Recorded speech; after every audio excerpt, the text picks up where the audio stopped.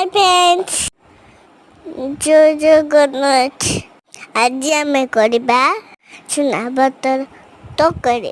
ଆମର ହେଇଗଲେ କଟାକଟି ତାପରେ କରେ ତାର ପକେଇଲେ ଟିକେ ଚିନି ପକେଇଦେଲେ ଆଉ ଟିକେ ବିଞ୍ଚୁକା ପଦ୍ଧତି ପକେଇଦେଲେ ତାପରେ ତାକୁ ଭଲ ଭାବରେ ଖରା କରିଦେଲେ।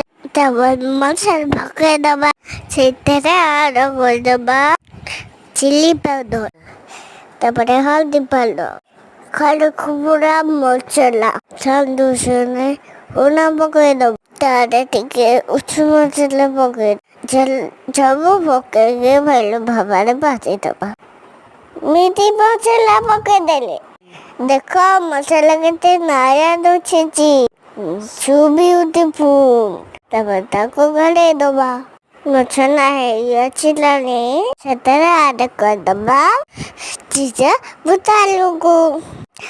ତାକୁ ପକେଇକି ଭଲ ଭାବରେ ଘାଣ୍ଟି ଦବା, ଆଉ ଦେଖ ସାଙ୍ଗମାନେ କେମିତି ସିଝି ହେଉଛି। ଆପଣ ଏମିତି ଘୋଡ଼େଇକି ଖାଇଦେବେ। କେମିତି ଲାଗୁଛି କହିବେ।